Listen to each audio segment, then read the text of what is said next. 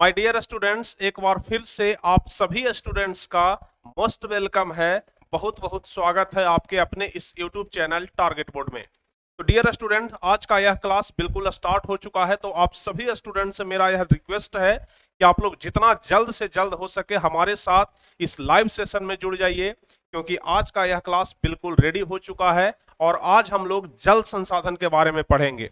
ऐसे तो जल संसाधन के बारे में हम आपको कुछ पिछले क्लास में भी बताए थे और पिछले क्लास में कुछ बेसिक चीज हम आपको बताए थे जो कि आपके परीक्षा के लिए बहुत ही ज्यादा महत्वपूर्ण है। तो आज हम लोग जल संसाधन में ही दूसरा पार्ट देखेंगे, यानी कि जो क्वेश्चन बच गए थे, जो टॉपिक बच गए थे, उसे आज हम लोग कंप्लीट कर लेंगे। और आज आपका यह जो चैप्टर है खंड ख जल संसाधन, यह पूर्ण रूप से समाप्त हो जाएगा। तो चलिए बिना समय गवाए हम शुरू करते हैं। लेकिन इसके पहले जो भी स्टूडेंट अभी हमारे साथ इस लाइव सेशन में जुड़े हुए हैं, उनसे मेरा यह रिक्वेस्ट है कि आप लोग जल्द से जल्द इस वीडियो के लिंक को अपने दोस्तों के पास, अपने भाई बंधुओं के पास जल्दी से जल्दी शेयर कर दें, ताकि सारे आपके दोस्त भाई बंधु भी इस क्लास में जुड़ जाएं। और जो नए स्टूडेंट हैं वो चैनल को जरूर सब्सक्राइब कर लेंगे, ताकि आगे के भी हर एक क्लास, हर एक वीडियो का नोटिफिकेशन आपके पास सबसे पहले पहुंचे। तो पिछले क्लास में हम लोग क्या क्या पढ़े थे, पहले उसे एक नजर हम लोग देख लेते हैं। सबसे पहले हम आपको बताए थे जल संसाधन के बारे में कि जल संसाधन क्या होता है, जल संसाधन के बारे में बताए थे। और हम आपको साथ साथ यह भी बताए थे कि आखिर जल का कौन कौन सा स्रोत है, यानी कि जल हमें कहां कहां से प्राप्त होता है। तो भूपृष्ठीय जल, भूमिगत जल, वायुमंडलीय जल और महासागरीय जल, यह चार जगह से जल का मुख्य स्रोत है। जिसमें सबसे विशाल भंडार हम आपको क्या बताए थे, जल्दी से आप लोग कमेंट करके बताइए कि जल का सबसे विशाल यानी कि सबसे बड़ा भंडार कौन सा है। तो इसके बारे में हम आपको बताए थे कि जो महासागर है, यानी कि जो समुद्र होता है, यह जल का सबसे विशाल भंडार होता है। इसके बारे में हम आपको बताए थे, ठीक है ना। उसके अलावा यह भी बताए थे कि विश्व के कुल जलायतन का 96.5% जल जो है यह समुद्रों में निहित होता है। और साथ ही साथ हम आपको बताए थे कि जो मीठा जल है वह सिर्फ 2.5% है, लेकिन इस 2.5 में से भी 1/4 हिस्सा जो है यही सिर्फ पीने लायक है, बाकी जितना भी है सब बर्फ के रूप में जमा हुआ है। तो यह सब कुछ हम आपको कल बता दिए थे। उसके अलावा यह भी बताए थे कि जल संसाधन के क्या उपयोग हैं, इसके बारे में लिखें। तो जल संसाधन के बहुत सारे उपयोग हैं, इसमें से कोई भी आप लोग उपयोग लिख सकते हैं। तो यह चीज हम आपको कल बताए थे। और कल हम आपको बहुउद्देशीय परियोजना के बारे में बताए थे कि बांध बना करके जल का बहुत सारा उपयोग किया जाता है, उसे हम लोग क्या कहते हैं, बहुउद्देशीय परियोजना कहते हैं। और बहुउद्देशीय परियोजना को ही हमारे देश के प्रथम प्रधानमंत्री पंडित जवाहरलाल नेहरू ने आधुनिक भारत का मंदिर कहा था। यह चीज भी हम आपको पिछले क्लास में ऑलरेडी बता चुके हैं। उसके अलावा फिर हम आपको बताए थे सबसे महत्वपूर्ण चीज, यह वाला जो टॉपिक है यह सबसे ज्यादा महत्वपूर्ण है। इसके बारे में कल हम आपको बताए थे नर्मदा बचाओ आंदोलन। यह नर्मदा बचाओ आंदोलन कौन से बांध के कारण हुआ था, जल्दी से आप लोग एक बार कमेंट करके बता दीजिए। नर्मदा बचाओ आंदोलन कौन से बांध के कारण हुआ था? तो इसका सही जवाब हो जाएगा सरदार सरोवर बांध के कारण। हम आपको क्या बताए थे, सरदार सरोवर बांध के कारण ही हुआ था यह नर्मदा बचाओ आंदोलन, ठीक है ना। और इसके बारे में जो कुछ भी किस्सा है, जो कुछ भी कहानी है, क्यों यह आंदोलन हुआ था, कैसे शुरू हुआ था, इसको शुरू करने वाले कौन थे, तो मेधा पाटेकर थे। यह कब शुरू हुआ था, तो 1988-89 में शुरू हुआ था। यह सब कुछ हम आपको पिछले क्लास में ऑलरेडी बता चुके हैं। तो उसके अलावा हम आपको यह भी बता दिए थे अंतरराज्यीय जल विवाद, जब किसी एक खास नदी के जल को लेकर के दो या दो से अधिक राज्यों के बीच में विवाद होता है, तो उसी को हम लोग क्या कहते हैं, अंतरराज्यीय जल विवाद कहते हैं। तो इसके बारे में भी हम आपको ऑलरेडी कंप्लीट बता चुके हैं। अब हम लोग यहां से पढ़ेंगे जल संकट, यानी कि जल संकट क्या है। हम लोग जितना तेजी से जल का अतिदोहन कर रहे हैं, बिना मतलब के जल को बर्बाद कर रहे हैं, जल को व्यर्थ कर रहे हैं, तो इससे यह जाहिर होता है कि हमारे ऊपर जल संकट आने वाला है। तो जल संकट क्या है, जल संकट से हम लोग कैसे बच सकते हैं, यह सब कुछ आज के इस वीडियो में हम आपको बताएंगे। तो उम्मीद करते हैं कि आप लोग इस क्लास में शुरू से लेकर के अंत तक एकदम कंसंट्रेट होकर के जुड़े रहेंगे। तो चलिए सबसे पहले हम लोग जल संकट के बारे में जानते हैं, समझते हैं कि यह जल संकट क्या होता है। तो ध्यान रखिएगा, स्वीडन के जल विशेषज्ञ फॉल्कन मार्क के अनुसार, स्वीडन के जल विशेषज्ञ, स्वीडन के एक जल विशेषज्ञ थे, उस व्यक्ति का क्या नाम था? Falcon mark. उनका कहना था कि किसी भी देश अथवा प्रांत में प्रतिदिन एक व्यक्ति को 1000 घन मीटर जल की आवश्यकता होती है। यानी कि एक व्यक्ति को प्रतिदिन 1000 घन मीटर जल की आवश्यकता होती है। एक व्यक्ति सुबह से उठता है और रात को सोने तक कितना जल का खपत करता है? तो 1000 घन मीटर जल का खपत करता है। अब वह खाने में करे, नहाने में करे, पैर धोने में, हाथ धोने में, चाहे जो काम के लिए भी करे, लेकिन औसतम निकाला गया है कि एक व्यक्ति एक दिन में 1000 घन मीटर जल का उपयोग करता है। यदि इससे कम जल की उपलब्धता हो जाए तो उसे ही हम लोग जल संकट कहते हैं। यानी कि हमें जरूरत है 1000 घन मीटर की, ठीक है ना? हमें कितना जल की आवश्यकता है? तो 1000 घन मीटर की, लेकिन इतना हमें नहीं मिल पा रहा है। तो इसका मतलब कि क्या है? जल संकट है। जैसे हम लोगों दिन में 2 टाइम या 3 टाइम खाना खाते हैं, लेकिन हमें एक टाइम का खाना बहुत मुश्किल से मिलना शुरू हो जाए, तो फिर हम लोग क्या कहेंगे? कि अकाल पड़ गया है। हम लोग यही ना कहेंगे कि अकाल पड़ गया है। उसी तरीके से अगर 1000 घन मीटर जल जो है यह डेली का खपत है और हमें 1000 घन मीटर जल नहीं उपलब्ध हो पा रहा है, इसका मतलब क्या है? इसका मतलब है कि जल संकट आ चुका है। और वर्तमान भारत में प्रति व्यक्ति 1300 घन मीटर जल की उपलब्धता है। यानी कि 1000 मीटर जल जरूरी है, लेकिन अगर अभी की बात करें तो अभी प्रत्येक व्यक्ति को 1300 घन मीटर जल डेली उपलब्ध हो पा रहा है। यानी कि अभी जल संकट नहीं है, क्योंकि जरूरत है 1000 घन मीटर का और अभी उपलब्ध हो रहा है 1300 घन मीटर। यानी कि अभी तो जल संकट बिल्कुल नहीं है। लेकिन वैज्ञानिकों का ऐसा मानना है कि आने वाले 4-5 साल में, क्योंकि इतना तेजी से जल का दोहन हो रहा है, तो जल संकट हर हाल में आ जाएगा। लेकिन अभी वर्तमान में जल संकट नहीं है, क्योंकि 1000 घन मीटर के जगह पर हम लोगों के पास अभी 1300 घन मीटर प्रति व्यक्ति जल का उपलब्धता है। तो अभी तो बिल्कुल भी जल संकट नहीं है। अब देखिए, जल पीने के साथ साथ और भी बहुत सारे कामों में उपयोग किया जाता है। जल सिर्फ पीने में ही उपयोग नहीं किया जाता है। हम आपको पिछले क्लास में भी बताए थे कि जल का उपयोग हम लोग सिर्फ पीने में ही नहीं करते हैं, इसका और भी बहुत सारा उपयोग है। क्या क्या उपयोग है भाई? तो सबसे बड़ा उद्योग जो बिजली उद्योग है, जितना जरूरी आज हमारे लिए जल हो गया है, वायु हो गया है, कहीं उससे ज्यादा जरूरी आज हमारे लिए क्या हो गया है? बिजली हो गया है। क्योंकि बिजली के बिना भी अब जीवन का कल्पना नहीं किया जा सकता है।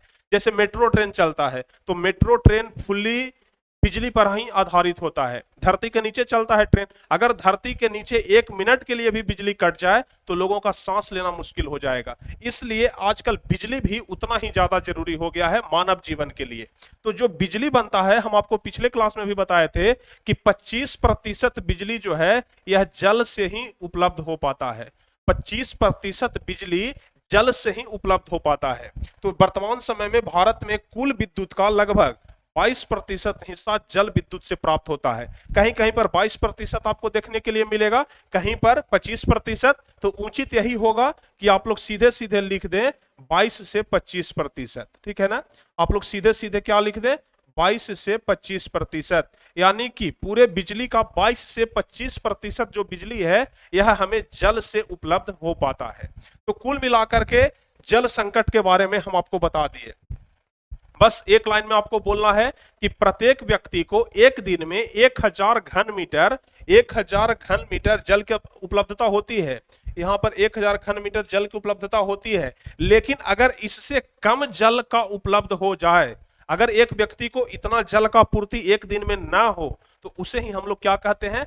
जल संकट कहते हैं। जैसे अभी दिल्ली में आप लोग जाइएगा तो दिल्ली में कुछ इलाके ऐसे हैं जहां पर ऑलरेडी जल संकट हो चुका है। वहां पर पानी आपको खारा मिलेगा, खारा पानी से ही आपको नहाना पड़ेगा, ठीक है ना? सिर्फ पीने के लिए मीठा जल लाइए, बाकी खारा पानी से नहाइए। इस तरीके का जल संकट दिल्ली के बहुत सारे इलाकों में ऑलरेडी हो चुका है और इधर भी बहुत जल्द हो जाएगा। तो इसलिए आज से ही सभी लोगों को चाहिए कि जल को हमें बचा करके रखना है। ऐसा नहीं कि अगर एक बोतल हम लोग खरीद लिए हैं 20 रुपए का, तो उसको बचा करके चल रहे हैं और बाकी बाल्टी का बाल्टी हम लोग बर्बाद कर रहे हैं। ऐसा बिल्कुल नहीं होना चाहिए, क्योंकि वैज्ञानिकों का ऐसा मानना है कि 2025 तक जल संकट भारत में शुरू हो जाएगा।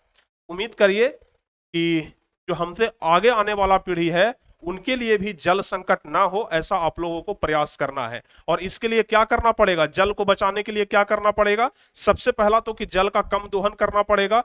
दूसरा चीज कि जो मीठा जल होता है, जो नदी का जल होता है, उसको गंदा नहीं करना है। ज्यादा से ज्यादा पेड़ पौधा लगाना है ताकि बारिश अच्छा हो। बारिश अच्छा होगा तो जो भूमिगत का जल है, यानी कि धरती के नीचे का जो जल है, उसका लेयर बना हुआ रहेगा, नहीं तो बारिश नहीं होगा, तभी सुखाड़ घोषित हो जाता है। तो इसलिए ज्यादा से ज्यादा पेड़ पौधा लगाना है। तो उम्मीद करते हैं कि जल संकट के बारे में आप लोग बहुत ही बेहतरीन तरीके से समझ गए होंगे। चलिए, अब यदि जल संकट के बारे में आप लोग कल्पना कर चुके हैं कि जल से बहुत बड़ा संकट हो सकता है, जल के बिना जीवन का कल्पना नहीं किया जा सकता है, जब जल संकट के बारे में आप लोग समझ ही गए हैं, तो अब आप लोग यह भी समझ लीजिए कि जल को हम लोग कैसे बचा सकते हैं। ऐसे तो आप लोग तरीका जानते होंगे, लेकिन अगर परीक्षा में पूछ दे तो किस तरीके से लिखेंगे, शायद यह आपको नहीं पता होगा। तो अब आप लोगों को हम यह समझाते हैं कि जल संरक्षण से आप क्या समझते हैं, इसके क्या उपाय हैं, यानी कि हम लोग कौन कौन सा उपाय करेंगे तो जल संरक्षण कर सकते हैं, यानी कि जल को बचा सकते हैं। चलिए, इसका जवाब हम लोग देते हैं। जल जो कि एक प्राकृतिक संसाधन है। जल क्या है भाई, एक प्राकृतिक संसाधन है, एक नेचुरल रिसोर्सेस है। मानव अपनी आजीविका और उत्पादन अनुक्रियाओं को जल द्वारा सुनिश्चित करता है। मानव अपनी आजीविका और उत्पादन अनुक्रियाओं को जल के द्वारा सुनिश्चित करता है, यानी कि जो कुछ भी काम है वह जल के द्वारा ही हो पाता है। अतः जल को प्रदूषित होने से, व्यर्थ खर्च होने से अथवा जल चक्र की स्थिति बनी रहे, इस हेतु जो भी मानवों द्वारा बचाव के कार्यक्रम या उपाय किए जाते हैं, उस उपाय को ही हम लोग क्या कहते हैं, जल संरक्षण कहते हैं। तो इसमें हम आपको मूल रूप से 3 बात बताए। पहला, जल को प्रदूषित होने से बचाना है। जल को प्रदूषित होने से हम लोग कैसे बचा सकते हैं, जल को गंदा नहीं करना है, मरे हुए जीव जंतुओं को पानी में नहीं फेंकना है। अभी बहुत सारे लोग क्या करते हैं, जीव जंतु मर जाते हैं, गाय भैंस मर जाता है या फिर कोई भी पालतू जीव मर जाता है, उसे लेकर के जाते हैं और क्या करते हैं, नदी में बहा देते हैं। चाहे कोई व्यक्ति का ही मृत्यु हो जाता है तो बहुत सारे केस में हम ऐसा देखे हैं कि गंगा जी में उसे प्रवाहित कर दिया जाता है, जो कि ऐसा नहीं होना चाहिए। उससे गंगा का जल क्या होता है, दूषित होता है। क्योंकि आप लोग जानते हैं कि गंगा में बहुत सारे लोग प्रतिदिन स्नान करते हैं, कहीं कहीं पर तो गंगा जी का पानी पीते भी हैं। तो ऐसा नहीं होना चाहिए, क्योंकि गंगा जी को दूषित नहीं करना चाहिए, ठीक है ना। तो मरे हुए जितने सारे भी जीव जंतु होते हैं, लाश होते हैं, उनको नदी में प्रवाहित नहीं करना चाहिए। दूसरा चीज हम लोग जिसके कारण जल को प्रदूषित होने से बचा सकते हैं, मवेशियों को बहते हुए जल में नहीं होना चाहिए। मवेशी यानी कि जो पालतू गाय होते हैं, भैंस होते हैं, या फिर जो भी पालतू जानवर होते हैं, उसे हम लोग क्या करते हैं, नदी में ले जाते हैं और नदी में उसे नहला देते हैं, जो कि ऐसा बिल्कुल उचित नहीं है। इससे क्या होता है, नदी का पानी दूषित होता है। तो हम लोग जल को प्रदूषित होने से बचाने के लिए बहुत सारे उपाय कर सकते हैं, बहुत सारे उपाय कर सकते हैं जिससे कि जल दूषित न हो, ठीक है ना। उसके अलावा है कि व्यर्थ खर्च होने से भी बचाना है। जल को व्यर्थ खर्च होने से बचाना है, यानी कि सुबह हम लोग जब सबसे ज्यादा पानी का व्यर्थ तो होता है जब हम लोग स्नान करते हैं। अभी गर्मी का दिन है, गर्मी में लोग क्या करते हैं, जहां 1 बाल्टी से, जहां 2 बाल्टी से बहुत हुआ 3-4 बाल्टी से आप नहा सकते हैं, लेकिन अभी हम देखते हैं कि बहुत सारे लोग 20 बाल्टी 30 बाल्टी से स्नान करते हैं, जो कि ऐसा नहीं होना चाहिए। क्योंकि जितना जरूरी है सिर्फ उतना ही काम करिए, ठीक है ना। हम लोग क्यों नहाते हैं, अपने शरीर को साफ करने के लिए नहाते हैं, अपने शरीर के गंदगी, अपने शरीर के मैल को धोने के लिए नहलाते हैं। तो वो काम 2-3 बाल्टी से भी हो सकता है। ऐसा नहीं कि हम लोग एसी का मजा लेने के लिए पानी को ही उछल रहे हैं, तो वैसा नहीं करना चाहिए। व्यर्थ खर्च होने से बचाना है, चाहे जैसे भी हो जाए, जल को हमें क्या करना है, व्यर्थ खर्च होने से बचाना है। उसके बाद यहां पर है जल चक्र की स्थिति बनी रहे। अब आपको यह समझना है कि यह जल चक्र क्या होता है। इसके बारे में हम आपको कुछ चर्चा पिछले क्लास में भी किए थे कि बारिश का जल, जो वर्षा का जल होता है, वह पृथ्वी पर आता है और उसके बाद क्या होता है, पृथ्वी पर से वाष्प बन के वापस वायुमंडल में जाता है, यानी कि सूर्य के प्रकाश के द्वारा या फिर जैसे भी हो, वायुमंडल में फिर से यहां से वाष्प बनकर के चला जाता है। तो ऊपर से पानी नीचे आया और नीचे से फिर वाष्प बन के ऊपर गया। जैसे देखिए इस तरीके से, यहां पर ऊपर से पानी क्या हुआ, इस तरीके से जैसे पानी आता है नीचे पृथ्वी पर, तो क्या हुआ, पानी ऊपर से नीचे आया और नीचे से फिर वाष्प बन करके ऊपर चला गया और फिर ऊपर जाएगा, फिर नीचे आएगा, फिर ऊपर जाएगा, फिर नीचे, मतलब एक चक्र चलता रहता है। एक चक्र चलता रहता है और इसी को हम लोग क्या कहते हैं, जल चक्र कहते हैं। इसी को हम लोग क्या कहते हैं, जल चक्र कहते हैं। तो जब तक बारिश नहीं होगा तब तक जल चक्र का स्थिति नहीं बनेगा। जब तक धरातल पर पानी नहीं रहेगा, बाष्पोत्सर्जन नहीं होगा, तब तक बारिश नहीं होगा, और बारिश नहीं होगा तो फिर जल चक्र का स्थिति बिगड़ जाएगा। तो इसलिए जल चक्र की स्थिति बनी रहे, इसके लिए भी हम लोगों के द्वारा जो भी बचाव के कार्यक्रम किए जाते हैं या फिर जो भी बचाव के उपाय किए जाते हैं उसे ही हम लोग क्या कहते हैं, जल संरक्षण कहते हैं। संरक्षण मतलब होता ही है बचाव। संरक्षण मतलब क्या होता है, बचाव होता है। यानी कि जल को बचाने के लिए हम लोग जो कुछ भी उपाय कर सकते हैं उसी को हम लोग क्या कहते हैं, जल संरक्षण कहते हैं। जल संरक्षण अथवा प्रबंधन के लिए निम्नलिखित उपाय किए जा सकते हैं जो नीचे वर्णित है। यानी कि अब हम लोग यहां से कारण देखेंगे, उपाय देखेंगे कि कौन कौन सा उपाय है जिसके कारण हम लोग जल को बचा सकते हैं, यानी कि जल को संरक्षित कर सकते हैं। चलिए, तो सबसे पहला, जल संरक्षण हेतु सर्वप्रथम अपने स्वयं में यह प्रण लेना होगा कि जल को व्यर्थ बर्बाद न करें। आप लोग जानते होंगे कि बोलचाल की भाषा में कहा जाता है कि उपदेश सिर्फ दूसरों के लिए होता है। अगर कोई भी सुधार लाना है तो सबसे पहले अपने आप में सुधार लाइए। अगर आप खुद अपने आप में सुधार ले आते हैं तो फिर बाकी आगे के आसपास के लोग खुद ब खुद सुधर जाएंगे। अगर सब लोग, किसी को सुधारने की जरूरत नहीं है, ऐसा नहीं कि हम किसी दूसरे को सुधारेंगे, आप सिर्फ खुद सुधर जाइए, पूरा दुनिया सुधर जाएगा। हर एक जितने सारे भी आदमी हैं, अगर खुद ब खुद वह सुधर जाए तो फिर दुनिया में क्या कहीं बाहर से आदमी आएगा? नहीं ना। इसका मतलब कि पूरा दुनिया सुधर जाएगा। यानी कि सबसे पहले अपने स्वयं में, यानी कि अपने आप में यह प्रण लेना होगा कि नहीं भाई, हमें जल को बचाना है, हमें जल को क्या करना है, दूषित होने से बचाना है, जल को व्यर्थ खर्च नहीं होने देना है। ठीक है ना। तो सबसे पहले पहला उपाय तो यही है कि अपने आप में, स्वयं में यह प्रण लेना है कि आज से हमें जल का बर्बादी नहीं करना है, आज से पेड़ पौधा लगाना है, आज से हमें जल को बचाना है, आज से हमें जल को गंदा नहीं करना है। जितना जरूरत है उतना ही हम लोग जल का उपयोग करेंगे। यदि आप लोग अपने आप में एक प्रण लेते हैं और खुद ब खुद यानी अपने आप को सुधारने का प्रयास करते हैं तो फिर यह सबसे बड़ा कदम होगा जल संरक्षण में। तो सबसे पहला उपाय तो यही हो जाएगा। उसके बाद दूसरा उपाय क्या होगा, देखिए, दूसरा उपाय होगा कि जल संरक्षण के लिए वर्षा जल संग्रहण के विभिन्न तरीके को अपनाना चाहिए ताकि वर्षा के जल को बचा करके रखा जाए। हम आपको पिछले क्लास में बता रहे थे कि राजस्थान जैसे इलाकों में वर्षा के जल को सुरक्षित बचा करके रखा जाता है और उस वर्षा जल का उपयोग बहुत जगहों पर किया जाता है। सबसे पहले तो खेतों की सिंचाई के लिए किया जाता है, यहां तक कि राजस्थान जैसे इलाकों में लोग पीने के लिए भी वर्षा जल का ही उपयोग करते हैं। ठीक है ना। वहां पर यानी कि राजस्थान में वर्षा के जल को 6 महीने तक जमा करके रखा जाता है। यानी कि यह जो वर्षा का सीजन है इसमें पानी को जमा करेंगे तो अगले बरसात के सीजन तक उसको चलाएंगे। इतना महत्वपूर्ण तरीके से वहां पर जल का वैल्यू दिया जाता है और जल को बचाया जाता है, क्योंकि राजस्थान में जल का बहुत ज्यादा किल्लत है, क्योंकि वहां मरुस्थलीय इलाका है और मरुस्थल में जल का कितना किल्लत होता है आप लोगों को भली भांति पता होगा। तो सबसे पहले हम लोगों को भी यही उपाय करना चाहिए कि वर्षा के जल को, यानी कि जो जल हमें फ्री में प्रकृति के द्वारा दिया जा रहा है, यानी वर्षा के जल को हमें सुरक्षित बचा करके रखना है। और एक चीज आपको जानकारी होना चाहिए कि सबसे शुद्ध जल जो होता है यह बरसात का ही जल होता है। आप लोग नीचे चापाकल से पानी पीते हैं, उससे भी ज्यादा शुद्ध पानी कौन होता है, वर्षा का जल होता है।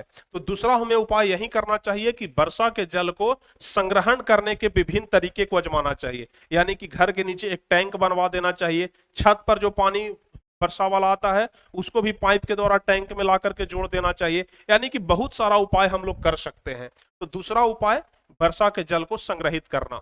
अब तीसरा, घर के आसपास अथवा प्रति जमीन में यथासंभव वृक्ष लगाने चाहिए। हम आपको बताए ना कि जब तक वृक्ष नहीं रहेगा पर्यावरण संतुलन नहीं रहेगा। यानी कि अगर चाहते हैं कि मौसम समय पर आए, वर्षा ऋतु समय पर आए, वर्षा समय पर हो, तो इसके लिए सबसे जरूरी चीज है वृक्ष या फिर वन, हम लोग कह सकते हैं। आगे हम लोग पढ़ेंगे जो अगला चैप्टर है वन एवं वन प्राणी संसाधन, उसमें हम लोग वन के बारे में देखेंगे कि वन हमारे लिए कितना महत्वपूर्ण है। ठीक है ना। तो वृक्ष भी हमारे लिए बहुत ही ज्यादा महत्वपूर्ण है। इसलिए आप लोगों को यह भी प्रण करना होगा कि प्रत्येक साल हमें 10 पेड़ लगाना है, 20 पेड़ लगाना है, यानी कि इस तरीके से आपको प्रण करना होगा। और जितना ज्यादा आप पेड़ लगाते हैं जल का किल्लत उतना ही कम होगा, क्योंकि जल जो होता है वह जल का सबसे बड़ा सोर्स वृक्ष होता है। अगर वृक्ष है अधिक मात्रा में तो पानी पड़ेगा, वृक्ष नहीं है तो पानी नहीं पड़ेगा, ठीक है ना। तो वृक्ष लगाना चाहिए, जितना ज्यादा से ज्यादा हो सके उतना वृक्ष लगाना चाहिए। उसके बाद चौथा, तकनीकी विकास अथवा ऐसे उपक्रम का उपयोग करना चाहिए जिससे जल का अधिकाधिक उपयोग हो सके, जैसे ड्रिप सिंचाई। ड्रिप सिंचाई के बारे में बहुत सारे स्टूडेंट जानते होंगे और कुछ लोगों को पता नहीं होगा। तो ड्रिप सिंचाई का मतलब थोड़ा सा हम आपको समझा देते हैं। जैसे अभी खेतों का सिंचाई हम लोग करते हैं तो कैसे करते हैं बताइए? मोटर चालू कर देते हैं, पाइप लगा देते हैं और जितना पानी जा रहा है बहने देते हैं, चाहे जितना पानी जाए, ठीक है ना, उतना पानी हम लोग बहने देते हैं। लेकिन ड्रिप सिंचाई में क्या होता है कि सिर्फ जो पौधा है उसके जड़ में बूंद बूंद करके पानी को गिराया जाता है, या फिर फुहारा के रूप में पानी का छिड़काव किया जाता है, फुहारा के रूप में, ताकि कम पानी में अधिक सिंचाई हो सके, कम पानी में सिंचाई भी हो जाए और पानी का व्यर्थ भी ना हो, यानी कि पानी का बर्बादी भी ना हो। तो सबसे पहला चीज ड्रिप सिंचाई का उपयोग करना चाहिए ताकि जल को बचाया जा सके। लिफ्ट सिंचाई भी एक होता है। उसके बाद सूक्ष्म फुहारों से सिंचाई, अभी हम आपको बताए ना फुहारा मार करके सिंचाई किया जाता है, तो सूक्ष्म फुहारों से सिंचाई करना चाहिए ताकि सिंचाई भी हो जाए और जल का बर्बादी भी ना हो। सीढ़ी नुमा खेती करना चाहिए। आप लोगों को पता होगा कि पहाड़ी क्षेत्रों में सीढ़ी नुमा खेती किया जाता है, और सीढ़ी नुमा खेती का चित्र हम आपको दिखाए थे कि पहाड़ों पर कैसे सीढ़ी नुमा खेती होता है। तो सीढ़ी नुमा खेती करना चाहिए, सीढ़ी नुमा खेती की पद्धति को अपनाना चाहिए। यानी कि यदि हम लोग यह सब उपाय करते हैं तो आराम से हम लोग क्या कर सकते हैं, जल को बचा सकते हैं, ठीक है ना। यह सब करके हम लोग क्या कर सकते हैं, जल को बचा सकते हैं। और पांचवा और सबसे अंतिम उपाय कि जो कृत्रिम उर्वरक होता है उसके स्थान पर जैविक तथा कंपोस्ट खाद का प्रयोग करना चाहिए। देखिए अभी हम लोग क्या करते हैं, अपने खेतों में यूरिया खाद हो गया, डीएपी हो गया, पोटास हो गया, फॉस्फेट हो गया, भरपूर मात्रा में यूज करते हैं ताकि ज्यादा से ज्यादा हमें फसल का उत्पादन हो सके। लेकिन क्या आपको पता है कि यह जो खाद है, यूरिया खाद है, यह सब खाद कितना ज्यादा खतरनाक है? अगर आप खेत में यूरिया खाद छिट दिए, ठीक है ना, खेत में आप यूरिया खाद तो छिड़क दिए और उसके बाद यदि बाढ़ आता है और पानी, उस खेत वाला पानी यदि बह करके कहीं और अलग जगह पर जाता है, दूसरे जगह पर जाता है, तो सबसे ज्यादा दूषित वह जल को करता है, क्योंकि यूरिया अपने आप में एक जहरीला पदार्थ है। यूरिया जहरीला होता है और जब वह पानी के साथ मिलेगा तो बाकी अगल बगल के भी पानी को तो वह दूषित कर देगा, जहरीला बना देगा। तो हम लोगों को चाहिए कि जो कृत्रिम उर्वरक का प्रयोग हम लोग कर रहे हैं, यानी कि यूरिया, डीएपी, पोटास, फॉस्फेट, यह सब चीज का जो हम लोग उपयोग कर रहे हैं उसके जगह पर जैविक खाद का उपयोग करें। जैविक खाद यानी कि गोबर का प्रयोग करें, सड़े गले चीजों का प्रयोग करें, क्योंकि उससे भी बहुत अच्छी मात्रा में फसल का उत्पादन होता है। पहले के लोग क्या खाद का उपयोग करते थे? पहले क्या यूरिया चलता था, डीएपी चलता था? तो पहले के लोग थे क्या भूखे मर रहे थे? नहीं ना, पहले भी उत्पादन हो रहा था और पहले लोग इतना ज्यादा बीमार नहीं पड़ते थे। पहले के लोगों का आयु लंबा होता था। क्यों लंबा होता था? क्योंकि इस जहरीले खाद का प्रयोग नहीं करते थे। और आज तो इस खाद का प्रयोग करके भोजन भी जहरीला हो चुका है। तो इसलिए जितना कम मात्रा में हो सके, या फिर कहें कि नगण्य मात्रा में इसका प्रयोग करना चाहिए, एकदम नगण्य मात्रा में, न के बराबर। जितना ज्यादा उपयोग करना है जैविक खाद, कंपोस्ट खाद का प्रयोग करिए, ठीक है ना। जो गोबर से खाद बनता है ना, वह सबसे ज्यादा लाभदायक है खेतों के लिए, जिसको आप लोग आमतौर पर बोलचाल की भाषा में गनौरा बोलते हैं, जिसको हम लोग फेंक देते हैं।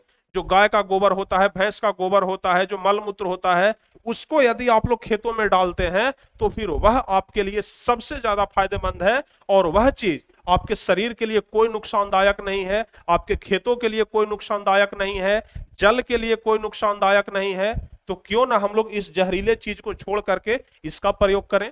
यह हमारे लिए नुकसानदायक है। हम पूरे गारंटी के साथ कहते हैं कि जो व्यक्ति इस खाद का प्रयोग करेगा उसका उम्र कम से कम 25 साल जरूर बढ़ जाएगा। जो व्यक्ति 60 साल जी रहा है ना, अगर हमेशा इस खाद का प्रयोग करके फसल को उपजाएगा और यदि वो फसल को वह खाएगा, वह चावल दाल खाएगा, वह गेहूं का आटा खाएगा, तो उसका उम्र अपने आप जीवन में कम से कम 25 साल बढ़ जाएगा। जो व्यक्ति 60 साल जीने वाला था, अब पक्का वह 85 साल जिएगा, क्योंकि यह खाद हमारे शरीर के लिए कोई नुकसानदायक नहीं है, हमारे शरीर के लिए क्या, जल के लिए भी कोई नुकसानदायक नहीं है। और यह चीज तो एकदम समझिए कि जहर है, एक तरह से हम लोग जहर का उपभोग कर रहे हैं, तो यह बिल्कुल भी नहीं होना चाहिए। और यदि इन सब चीजों को हम लोग अपनाते हैं तो फिर जल को संरक्षित किया जा सकता है, जल को बचाया जा सकता है, जल को प्रदूषित होने से बचाया जा सकता है, जल को व्यर्थ खर्च होने से बचाया जा सकता है, जल चक्र की स्थिति हमेशा बनी रहे, उसके लिए भी यह कारगर साबित होगा। तो उम्मीद करते हैं कि जल संरक्षण के बारे में अब आप लोग भली भांति समझ गए होंगे। जल संरक्षण से संबंधित यदि कोई भी प्रकार का कोई दिक्कत हो तो आप लोग फटाफट से कमेंट करके बताइए। जल संरक्षण से संबंधित कोई भी दिक्कत हो तो आप लोग फटाफट से कमेंट करके बताइए जल्दी से। जल संरक्षण के बारे में आप लोग समझ गए ना? जल्दी से कमेंट करके बताइए कि हाँ सर हमें कोई दिक्कत है या फिर नहीं है। जल संरक्षण से संबंधित कोई दिक्कत नहीं होना चाहिए, इतना उपाय हम आप लोगों को बता दिए। अब अगला क्वेश्चन क्या है जो आपके परीक्षा में पूछा जाएगा? अगला क्वेश्चन है कि वर्षा जल की मानव जीवन में क्या भूमिका है। अब आप लोग तो जानते होंगे कि वर्षा जल की मानव जीवन में क्या भूमिका है। अगर वर्षा का जल न रहे तो मानव का जीवन कितना कष्टकारी होगा, कितना मतलब कल्पना ही नहीं किया जा सकता है।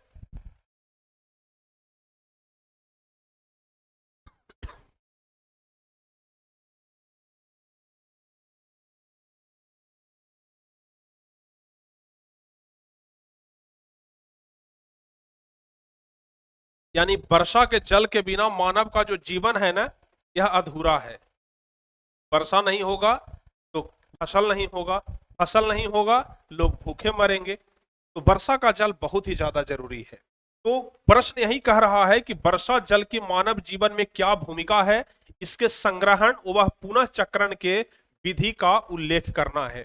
इसके संग्रहण वर्षा जल की मानव जीवन में क्या भूमिका है, इसके संग्रहण व पुनः चक्रण के विधि का क्या करना है, उल्लेख करना है।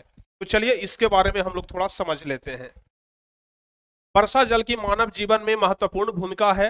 वर्षा जल के कारण ही नदियों, तालाबों, पोखर, नहर आदि जल स्रोतों में जल को संग्रहित करके कृषि से संबंधित आंतरिक एवं बाहरी कार्य लिए जाते हैं। आप लोग देखते होंगे कि जब बारिश होता है तो गांव के आसपास में जितने सारे भी नदी होते हैं, पोखर होते हैं, तालाब होते हैं, कुएं होते हैं, सब में पानी आ जाता है, सब में पानी भर जाता है। और जब नदी, पोखर, तालाब, कुआं, नहर इन सब में पानी भर जाता है तो फिर हम लोग फसल का सिंचाई बड़े आराम से कर लेते हैं। फिर हमें फसल उपजाने के लिए सोचना नहीं पड़ता है, क्योंकि यह सब स्रोतों में जल आसानी से उपलब्ध हो जाता है। तो हम लोगों को भी जल मिल जाता है, बस मोटर लगाते हैं पोखर में और खेत पटा लेते हैं, खेत को सींच देते हैं। ठीक है ना? तो यह सब फायदा है किसका? तो वर्षा के जल का ही देन है। यह सब किसका देन है? तो वर्षा के जल का ही देन है। बरसात नहीं होता है तो नदी नहीं आता है, नदी, पोखर, तालाब सब सूखा रह जाता है, और जब बारिश होता है तो सब में पानी भर जाता है। ठीक है ना? वर्षा के जल के फलस्वरूप ही मिट्टी में नमी बनी रहती है एवं सुखाड़ जैसे प्राकृतिक आपदा से हमें राहत मिलती है। सुखाड़ देखिए, बाढ़ आता है तो उतना ज्यादा कष्टकारी नहीं है। बाढ़ आता है और कुछ दिन में चले जाता है। जैसे बाढ़ आया, एक आध महीना रहा, बाढ़ खत्म हो गया। लेकिन जब यह सुखाड़ आता है ना, तो इसका प्रभाव सालों साल रह जाता है। क्योंकि जब सुखाड़ आ गया तो कोई फसल नहीं होगा, कोई फसल नहीं, खेत में एकदम दरार पड़ गया, कोई फसल नहीं होगा। और जब कोई फसल नहीं होगा तो लोग खाने के लिए क्या खाएंगे भाई? जरा यह सोच करके देखिए, जब फसल ही नहीं होगा तो क्या खाएंगे? और खुद तो नहीं खाएंगे, जो आपके पास पालतू जानवर है, गाय है, भैंस है, घोड़ा है, हाथी है, उसको क्या खिलाएंगे? आप तो मरेंगे ही, साथ ही साथ आपके पालतू जानवर भी मरेंगे, क्योंकि उनके लिए घास कहीं भी उपलब्ध नहीं हो पाएगा। ठीक है ना? तो सुखाड़ जैसी स्थिति न रहे, इसके लिए वर्षा का जल सबसे ज्यादा महत्वपूर्ण है। अगर वर्षा समय पर होता है तो सुखाड़ नहीं आता है, वर्षा समय पर नहीं होगा तो 100% सुखाड़ आएगा।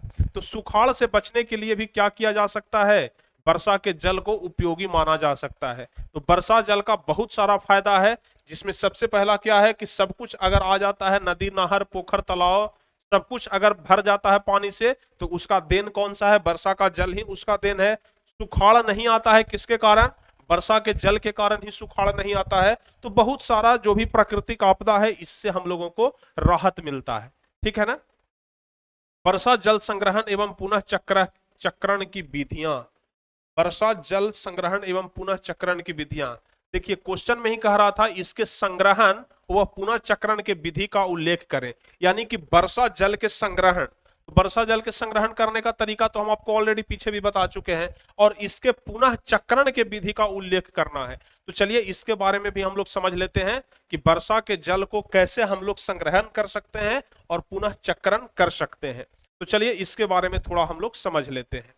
चलिए सबसे पहला चीज, वर्षा जल की पहाड़ी क्षेत्रों में अथवा नदी की धारा की रास्ता बदल करके खेतों में सिंचाई के लिए प्रयुक्त किया जाता है, जिसे कूल या धूल कहते हैं। यानी कि पहाड़ी क्षेत्रों में अथवा नदी की धारा की रास्ता बदल करके, जैसे मान लिया जाए कि इस तरीके से कोई नदी जा रहा है, देखिए ध्यान से आप लोग, इस तरीके से कोई नदी है, ठीक है ना, नदी तो बहते हुए जा रहा है, नदी क्या है भाई, बहते हुए जा रहा है, लेकिन हमारा खेत यहाँ पर है, हमारा खेत यहाँ पर है, इसको सींचना है तो कैसे सींचेंगे, एक नहर निकल जाता है यहाँ से, क्या होता है, नहर निकल जाता है, और यही जो नहर है यहाँ से इस तरीके से देख लीजिए, यहाँ से क्या होता है, नहर निकल जाता है, और इस नहर के द्वारा आराम से हम अपने खेतों का सिंचाई कर लेते हैं। यानी कि नदियों का जो बहाव का रास्ता है उसको हम लोग बदल दिए, और यहाँ से पानी को क्या कर दिए भाई, यहाँ से पानी कुछ आगे भी जा रहा है, यहाँ से भी नहर निकल रहा है, हो सकता है यहाँ से भी नहर निकल रहा हो सकता है कि यहां से भी नहर निकल रहा हो, यानी कि मूल नदी यह हो गया, लेकिन इससे नहर बहुत सारा निकलता है, और जब नहर निकलता है बहुत सारा तो चारों तरफ के खेत को यह क्या करता है, सिंचित कर देता है, चारों तरफ के खेत को यह सिंचित कर देता है, क्योंकि सभी जगह पर क्या होते हैं, नहर उपलब्ध होते हैं। तो मुख्य रूप से कह सकते हैं कि वर्षा जल की पहाड़ी क्षेत्रों में अथवा नदी की धारा की रास्ता बदल करके, किस चीज का, नदी की धारा की रास्ता बदल करके खेतों में सिंचाई के लिए प्रयुक्त किया जाता है, जिससे हम लोग क्या कहते हैं, कूल या धूल कहते हैं। ध्यान रखिएगा, कूल या धूल कहते हैं। हो सकता है कि आपके परीक्षा में पूछ दे कि कूल या धूल किसे कहते हैं, तो आप लोग इस चीज को बता दीजिएगा। उसके बाद दूसरा है, शुष्क एवं अर्ध शुष्क क्षेत्रों में वर्षा जल को एकत्रित करने के लिए गड्ढों का निर्माण किया जाता है, जिसे राजस्थान के जैसलमेर में खादिर या जोहड़ के नाम से जाना जाता है। शुष्क या अर्ध शुष्क क्षेत्रों में वर्षा जल को एकत्रित करने के लिए गड्ढा खोदा जाता है। हम आपको अभी बताया ना कि घर के बगल में बड़ा बड़ा गड्ढा बना करके रखा जाता है राजस्थान जैसे क्षेत्रों में, क्योंकि आसपास का जितना बारिश हुआ या फिर घर के ऊपर जो बारिश हुआ, छत पर जो बारिश हुआ, सब जगह से पाइप जोड़ करके उस गड्ढा में लगा दिया जाता है, और उस गड्ढा में पानी को जमा किया जाता है, ठीक है ना। राजस्थान के जैसलमेर में यह चीज सबसे ज्यादा देखने के लिए मिलता है, और यह जो गड्ढा बनाया जाता है इसको क्या बोलते हैं, तो खादिर बोलते हैं, अथवा जोहड़ के नाम से जानते हैं। खादिर अथवा जोहड़ के नाम से इस चीज को जानते हैं, इस चीज को आप लोग ध्यान रखिएगा। उसके बाद राजस्थान राज्य के ही पीरानो, फलौदी और वाडौर जैसे शुष्क क्षेत्रों में पेयजल का संचय भूमिगत टैंक में किया जाता है, जिसे टांका कहा जाता है। पेयजल का संचय यानी कि जो पीने वाला पानी होता है उसे भी लोग भूमिगत टैंक में जमा करके रखते हैं। अभी हम आपको बताए थे कि राजस्थान में एक टैंक बना करके रखा जाता है, और जो भी बारिश से सबका पानी होता है उसको टैंक में ही जमा किया जाता है, और उसी को प्यूरिफाई करके लोग क्या करते हैं, उसी को प्यूरिफाई करके लोग पीते हैं, ठीक है ना। और यह जो टैंक बना करके रखा जाता है उसे क्या कहा जाता है, तो टांका कहा जाता है। ध्यान रखिएगा, टांका, ठीक है ना, तो उसे क्या कहते हैं, टांका कहते हैं। और चौथा, कर्नाटक के मैसूर जिले में छत जल संग्रहण की व्यवस्था की जाती है। छत जल संग्रहण यानी कि छत के जल को संग्रहित करना ही क्या कहलाता है, छत जल संग्रहण कहलाता है। तो उम्मीद करते हैं कि आप लोग यहां तक आप लोग बहुत ही जबरदस्त तरीके से समझ गए होंगे। 4 तरीके से हम आपको बताए का उपयोग जल के संग्रहण के लिए, और इसके जल चक्रण की विधि का उल्लेख करें। यह क्वेश्चन में पूछ रहा था तो इसका जवाब कंप्लीट हो गया। जल संग्रहण के लिए क्या क्या कर सकते हैं ताकि जल चक्र की स्थिति हमेशा बनी रहे, तो इसके लिए बहुत सारे उपाय किए जाते हैं। भूमिगत टैंक का निर्माण किया जाता है, छत जल संग्रहण की व्यवस्था किया जाता है। उसके अलावा और हम आपको क्या बताएं, वर्षा के जल को एकत्रित करना यह भी होता है। नदी की धारा का रास्ता बदल करके नहर में पानी को ले जाना और खेतों का सिंचाई करना। तो यह सब व्यवस्था किया जाता है किसके लिए भाई? तो जल को संरक्षित करने के लिए, जल को बचाने के लिए। तो उम्मीद करते हैं कि आप लोग यहां तक सब कुछ समझ गए होंगे, अब कहीं कोई दिक्कत नहीं होगा, ठीक है ना? अब आप लोग यहां तक सब कुछ समझ गए ना? चलिए, यहां तक तो उम्मीद करते हैं कि आप लोग बहुत ही जबरदस्त तरीके से समझ गए होंगे, कहीं कोई दिक्कत नहीं होना चाहिए। अगर कहीं कोई दिक्कत है तो आप लोग फटाफट से कमेंट करके बताइए, जल्दी जल्दी से फटाफट से कमेंट करके बताइए अगर कहीं कोई दिक्कत है तो।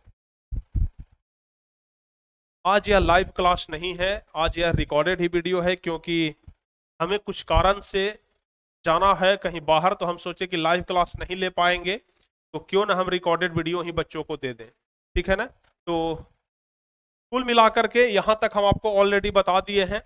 अब अगले क्लास में, आज का यह क्लास तो हम यहीं पे खत्म करेंगे।